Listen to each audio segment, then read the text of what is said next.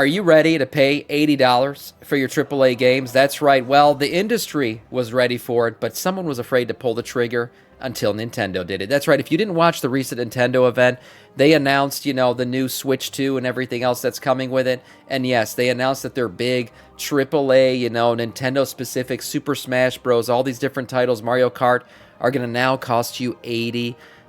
This is the way the market's heading, guys. I mean, we saw it with the expansion. Expansion was $50. Remember when these things used to be 40? Now it's $50 for the regular edition. We had a $70 Heroic Edition and a $90 Epic Edition. Yeah, everything's going this way, boys. And World of Warcraft is about to get more expensive. Let's see what Bellular has to say about the industry as a whole. $80 video games are real, and it's Nintendo who have broken the seal, and it's only 5 years after the first modern game cost $70 in 2020. And as for how people reacted, just take a look at the live chat from the Treehouse presentations. People don't seem to like that. Drop the price. Yeah. Drop. Damn, they're spamming it. I personally remember, I used to get I had a Nintendo 64. I fucking loved it. System of my childhood.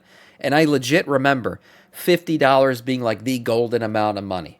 And I used to have to go, I'd get my report card and I would come home and I'd show my parents my grades, and I get so excited because if I got good grades, guess what I got? $50. And I would take that thing to Toys R Us with my parents. And, my mom would take me and my brother to Toys R Us, and we would go buy Nintendo 64 games. That's right. $50 used to get you the best games on Nintendo 64. And yes, there were plenty of games that were $30 and $40. So, I mean, it's times have changed. Certainly times have changed. Like it at all. And the worry now is that the floodgates are open. That if Nintendo think they can charge that much for a video game, well, what will the rest of the industry think? He's about to say it. I swear I didn't pre-watch this video. I was just about to say, here's a question for you. If Mario Kart is going to cost you $80, what the fuck is GTA 6 going to cost you? I think I wouldn't be shocked if it's a $100 title. I wouldn't be. $100 could be the fucking asking price for GTA 6. GTA 6 at $100 was unthinkable months ago, and we kind of said as much. Yeah. But the market is changing. 150? Faster than ever. Now, there's always been an argument. 150? Right? I mean, shit. Yeah. That feels like you're almost approaching the price of what a console used to be. Definitely pre-watched. Yeah, true. That audiences would pay more for games if they had no microtransactions, no live services, no bugs, right? Well, Nintendo tend to do those things, and now they are putting that argument to the test. That is 100% the thing. If a game wants to charge $100, right, for whatever, or $80, I think people are okay with that if you remove microtransactions. If you say you buy this game and you get everything with it, right?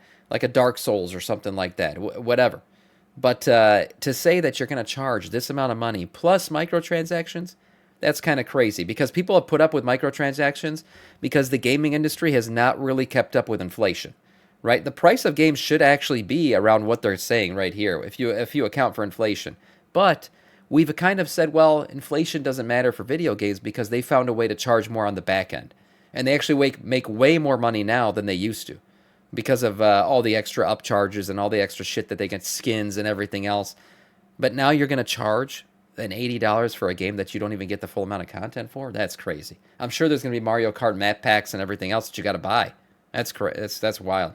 You're talking about a $100 investment to get everything out of Mario Kart now. With the reveal of the Switch 2 and the games they will be selling for it. The Switch 2 reveal had a lot. New features, first-party titles, even a whole exclusive game from FromSoft. I'm sure Sony are thrilled. What they didn't talk about, though, was prices. Both console and game prices were revealed afterwards. Now, to the audience, it's fairly clear. Nintendo knew people would be mad about those prices, so they hid the prices, right? They didn't talk about them in the most public way that they could. Right. And they're not wrong. There was no good way to tell people prices would be high. So the Switch 2 costs $450, £396, and €470. That is comfortably in the same range as the PS5 and the Xbox Series consoles, and way above the $299 that the base Switch went for back when it came out. And that is a big case of sticker shock for many. What you're going to have is, like, a lot of people had the Switch plus the other console, right? Like, I had personally an Xbox. I have an Xbox, and then I had the Switch. And that was because the Switch was so affordable that you could justify it in your head and say, well, that's my second console. Everybody got a Switch plus something else, right? Because of its affordability. Now you're forcing people in this economic time to basically make a decision. Like, what am I going to have? I got my PC or I got my Xbox. Do I need a Switch? The Switch costs this much. It's not as easy of a decision as it was prior to the prices going up the way they have. I've never liked Nintendo. I love Nintendo games for what they are. Like playing Mario Party with my kids and my family. Like, that's the only games my wife plays. We'll get together. We'll play Mario Party on a Saturday night or something. That's fun for us to do. And Nintendo offers that in a way that nobody else does. But to say that it's an easy decision to go drop that much on the Nintendo Switch 2, it's not. Not like it was with the original Switch. Nintendo's justifications kind of make sense, right? Says the guy with 16 Guaranteed monitors. 60 FPS performance, targeted 120 performance mode. What if GTA Online is free? I mean, that's expected. Why the fuck wouldn't it be free?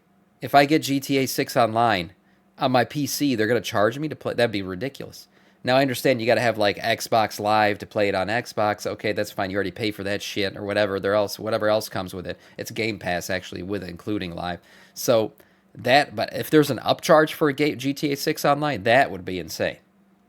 Games, like, that's pretty impressive. It's probably driving prices up, but audiences are used to Nintendo being a family-friendly console option. With family-friendly, of course, meaning cheap. Now, there is, of course, the small little fact of inflation, because, yeah, the previous Switch, that was $300 on launch. That actually would be $400 if it was today, and you were factoring in inflation. So that's in a way, in sort of real terms, the Switch 2, you could say, is only $50 more expensive. But on top of that, you got to remember that Nintendo, unlike the others, do tend to sell their consoles at a profit, not as a loss. So the console prices are pretty sharp, but you can almost see a certain logic to them, right? Component costs, like custom chips, have not gotten cheaper in the last 8 years. A lot of the fabs of Earth are fairly busy making other things, and the Switch 2 is kind of like a portable PS4 Pro with its own screen. And there are hidden costs as well that Nintendo has got to pay for. We'll get to those hidden costs later. So, a $50 increase above the inflation sort of adjusted price of the base Switch is kind of understandable. It might not be acceptable, but it is understandable. Yeah. What people have got a far harder time understanding, though, is the cost of the games. The games. And by the way, the games are the real problem. What is this? Nintendo's been charging $80 for games for 40 years? What the hell is this? This isn't real. Are you serious? For Super Nintendo, $87.98? You know you could buy a fucking TV for that price back then. What are they charging for? Killer Instinct, coded, what the fuck? How is this real? This is fucking AI, man. It's an Aussie. Okay, all right. It's not American dollars. All right, that's what it is. It's a conversion. I was saying there's no way. There's no way people were paying this much back then. So that's in Australian dollars. All right. Fuck you for pulling a fast one on me there. Especially in context of the cost of this console. A console that's almost certainly being sold at a profit. First-party Nintendo games will cost $80 at launch. Now, we don't have the digital cost, and those are probably pre-tax, but we can look at other territories to see a pattern here. And it really is a pattern that stings. So, if you live in Europe, well, the euro costs are $79.99 and $89.99 for the digital and physical versions, respectively. Okay. Yeah, physical's more expensive. In the UK, we are comparatively getting away compared to our European friends. It's $66.99 for digital and $74.99 for physical. Which, make no mistake, is a hell of a lot of money and absolutely is a price hike. Right, what am I missing here? Yes, the Australian dollar, the Australian price should be higher than the American price. That's what I was saying about that image he just sent. That this is in Australian dollars, that's why it's $87.98. And it's not $87.98 American dollars, it would be less than that. Yeah, I still think $70 is way too much for a video game. Well, I mean, this is not even 70, it's fucking 80. This is in euros right now, or pounds. It's going to be 80 American dollars.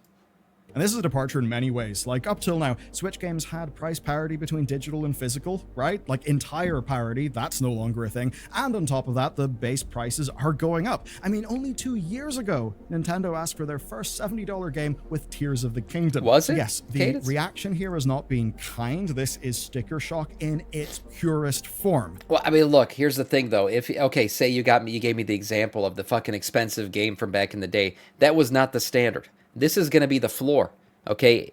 So what you were showing me there, okay, is an expensive game, 1 off, 2 off, 3 off, whatever. They had some expensive launch titles. The floor for a new AAA title is now going to be $80. You think they're going to charge you more than that? 80 is now going to be the floor. That means $90, $100 games are going to become a thing constantly now. So yes, your image, that's fine, but that was the exception to the rule back then. Now the exception to the rule is going to be $100. So no, it's still a lot. And by the way, when you bought this game, from the image that you sent me, when you bought this game, guess what you got? The entirety of the game. There was nothing else to buy on the back end. You got everything out of this. Okay? So that's insane. By the way, Donkey Kong Country, I don't know. I remember for Nintendo 64, they did charge you extra for DK64, but if you remember, it came with that upgrade cartridge for your Nintendo that like upgraded its performance. I think it was like a RAM upgrade or something. So you did get a physical thing that upgraded your Nintendo as well. That's why the price was a bit more for that. I don't know what the story is here and why these are what they are, but at the end of the day, these were the exceptions to the rule. If something was this expensive, it was like, oh, that's extra. Now it's going to be that's the standard. That's going to be the standard, and everything is going to be charging more than that for your exceptions. I kind of get the questions. People are kind of thinking, how can you justify these prices compared to the whole Those rest games were of the buggy. industry? Yeah. Is this complete unbridled arrogance? It seems that way, but there is more to it than that. This is Nintendo experimenting with products and pricing. So yes, it's 4 games at $80, 3 of which are actually ports, which does seem completely unbelievable, but an $80 port is not what Nintendo are selling. Kirby and Mario Party are both bundles of a $60 Switch game and a $20 content DLC, plus Switch 2 exclusive performance boosts, which I suppose is good for those games. They'll play better. So if you don't know what this is, guys, these games that Nintendo launched, Nintendo Switch 2 Edition, simply means like they upgraded it to play on the Nintendo Switch 2. And so they added a little bit more content, but it's a relaunch of the title, essentially, with upgraded graphics, which they probably did with fucking AI, honestly. But and they added a little bit of content to it, but they're recharging you for the game. So, man, they're making some big money on those titles. Those are big time profit. Exclusive performance boosts, which all the work's already been done for those games. titles. They'll play better. Then there's Tears of the Kingdom. That costs $80 because it's a $10 DLC with only some new story and quality of life features via a Nintendo Switch Online on top of a $70 game. Now, those prices, by the way, for these Nintendo Switch 2 editions that he's talking about, that's if you don't own the game already. If I remember right, I did watch this thing. If you already own the game, it's like a $30 upgrade or something like that to upgrade your current version of the game to the newer version of the game. On top of a $70 game. Plus, Tears is free as an upgrade if you have a Nintendo Switch Online. There you go. So, This one's a free upgrade. That continues Nintendo's policy of some DLC being free on the service. But meanwhile, other first-party games are just getting free patches, and those will improve performance and add base-level Switch 2 features, which is fairly good.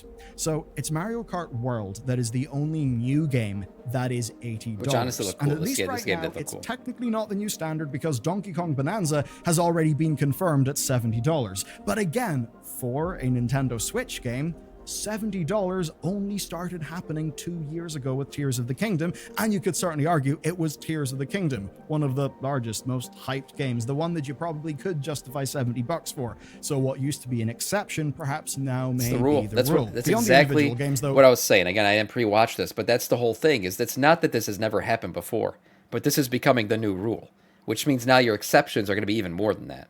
There does appear to be some Nintendo-style experimenting going on. Until autumn, right, the Switch 2 and Mario Kart World will cost $4.99 as a bundle. So that's basically cutting $30 off the full price, right? So you could buy the console for $449 and That's the then best buy price the to go game with. for $80 on top of that. But clearly the incentive is to not do that Buy with the bundle. how they have structured their pricing here. So you could say this is a test. Nintendo know they will sell Mario Kart in bundles, right? Like completely through the Switch 2 lifespan. But this $80 standalone cost will help test whether audiences will be open to spending $80. And if they don't buy at the right ratio, perhaps Nintendo won't do that again. But then you could also argue that they've maybe priced this game at $80 to make the bundle look like a better deal, to incentivize more bundles, to increase the rate of adoption. Right. But all of this, though, is worse because of the Nintendo exclusive problems. And there certainly are a few. Think back to how we've been talking about Ubisoft games lately, right? The idea that games decrease in price so fast these days because they need to get more sales. If there's a big Ubisoft game, it will at least be 50% off in like a calendar year. Yeah, because people, like you said, people are talking about it in chat. People are voting with their wallets, right? They're just saying that this is too much. I'm going to wait either for this to be discounted or I'm just not going to buy it at all.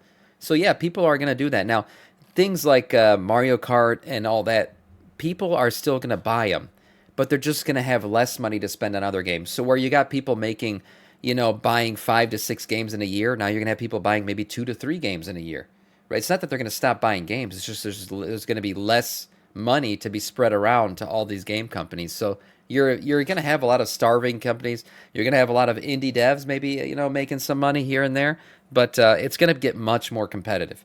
That's for sure. And like I talked about, even with the Switch itself, people were okay with owning a console plus the Switch. Now it's going to be like, well, you gotta make some decisions because this thing got more expensive. That's not Nintendo.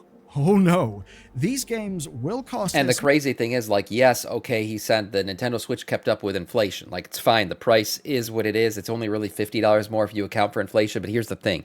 Salaries have not kept up with inflation. I mean, you could justify it and say, well, the plus inflation, we got to charge this much now to make what we were making before. Well, that's fine. But the people are not making what inflation has accounted for. The salaries haven't kept up. So it's like a double inflation for people who want to spend money, really. If salaries kept up with it, then fine, that's easy. You're spending the same amount you did last time, but you're not. You're not because your salary didn't increase with inflation. Pretty much forever. That's the real problem. Look at Nintendo's price curves, their sale discount rates for their big games. Some of them practically never get a discount, and there's really no reason from Nintendo's perspective because they still have absolutely ungodly attachment rates and sell quantities of copies that anyone in the industry would literally kill for. So in a way, it all makes sense from Nintendo's perspective. That's not the audience's perspective. And there's stuff to really keep in mind there. I mean, as a general gaming audience, this is different times to when the Nintendo Switch launched. The same inflation that means you're priced out of an $80 video game is the reason why Nintendo are raising the prices. That's why they've also dropped the physical and digital parity as well. And because it's such a steep jump and such a beloved brand, it does feel all the more like a betrayal. Hence the pushback. But what if I told you this was all about to get a lot more spicy? You see, Nintendo's biggest problem may be in the fact that they had 8 years of comparative stability. Now they've jumped, as has been flagged by analyst Matt Piscatella. Matt has been in the analyst game for like 20 years. He knows this shit. Here's what he said. Welcome to the new normal of pricing, US folks, but instead of a slow increase over time like we've seen in grocery over the past few years, we're going to start seeing things happen all at once. Right. So it's not a coincidence then that Nintendo's high prices are coming in the middle of choppy international trade waters, one could say, and quite a few... I wonder if their price accounted for this, because the Nintendo Switch is not assembled in America. So you got to have tariffs on it if you're an American. Yeah, I don't know. A few experts are suggesting these prices have been set in order to absorb the incoming tariff costs on their margins. But of course, that price has also got to pay for, the work done to date, including Nintendo trying to avoid those tariffs altogether. Here's one example. They tried to avoid tariffs by setting up new factories in Vietnam in order to create American localized Switches for the purpose of import. And that is actually what a massive amount of US companies have done. But on the very same day of the Switch reveal, well, the tariff stuff happened. There's a 46% tariff on Vietnamese imports to the US, let alone the stuff in Chinese imports. So the MSRP of your Nintendo Switch and its physical games is a loose suggestion at best. Retailers can and likely will put those prices up to cover the costs. Wild. But of course, Nintendo have got to price their things globally, at least in English. And that's where it gets interesting. Nintendo are actually selling the Switch 2 for nearly $100 cheaper in Japan, where it costs only $338. But the trick is that's a region-locked and language-locked version to Japanese. The standard version is equivalently priced to the US. And if you're wondering why, well, it's because a weak yen would incur... I wonder if they're going to have people, going to Japan, buying them, and then jailbreaking their Switches. Urge people to purchase the console otherwise and just scalp it internationally, which they obviously don't want. That's the same logic behind the physical game costs as well, especially in Europe. Everything goes up when one region spikes the costs.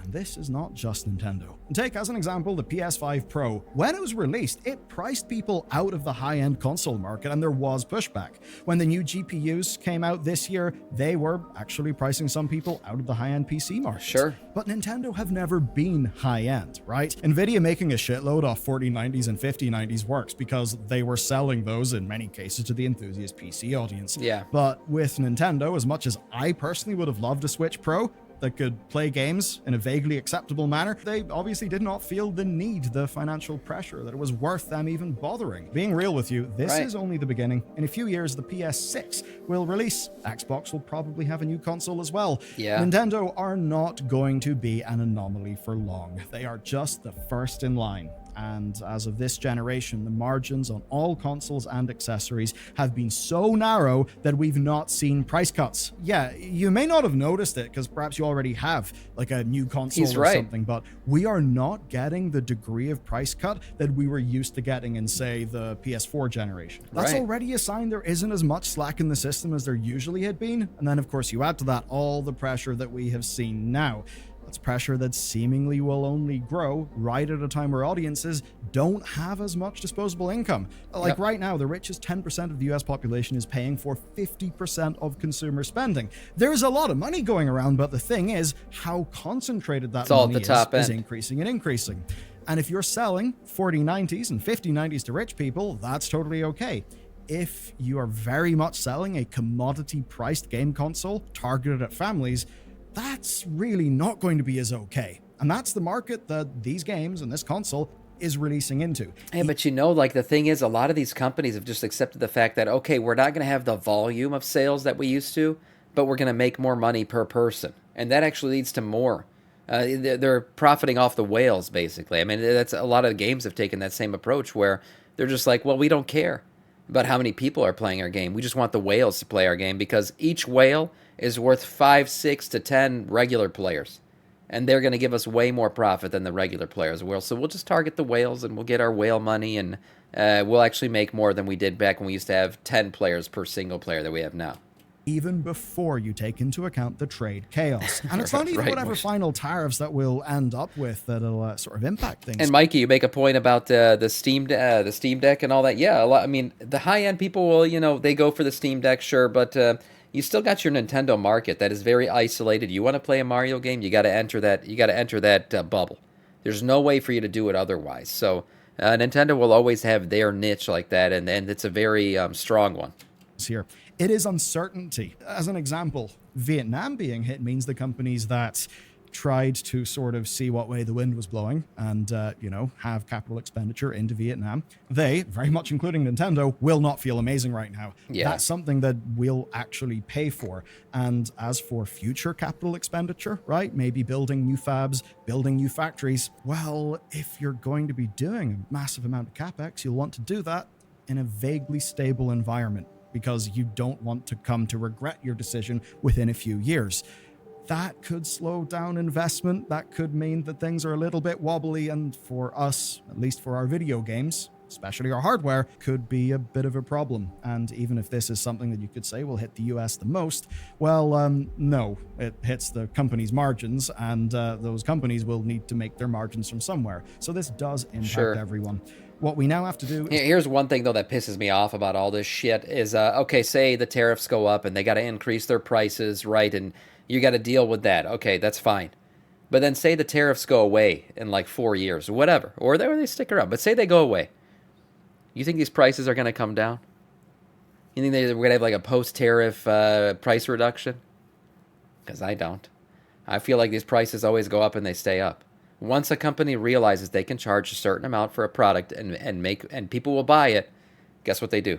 They keep it at that price. Yep, yeah, of course not. Yeah, it's 100% what will happen. We saw prices go up astronomically in many markets during COVID because of restrictions on product, right? Like the chip shortage and everything else we dealt with. And then guess what happened when the chip shortage was no longer a thing? The prices stayed high because they realized like, oh, we can charge an extra $400 from what we used to charge, and they'll still buy it. So keep it high. And until people, like we said before, someone in the chat, speak with your wallet, that's what's going to happen. Is wait and see. These prices won't come down. Even if the tariffs, even if tomorrow Trump makes a speech and said, you know what, I decided we're not going to do the tariffs. Maybe if it happens tomorrow, prices will come. But if he comes out a couple months from now, after all these products have launched and they're already at the prices they are, the day that he announces tariffs are not going to happen anymore, these prices are going to stay where they're at. Will they end up settling for? We don't exactly know, but it may be a while, because I think Nintendo feel like they have a strong Why the hell would they go down? Like exactly. Nobody else can compete with Nintendo on their own terms, even though Steam Decks do exist. So it'll be a while, I think, before they change tack. So there you go, a dose of grand strategy being put into our games market.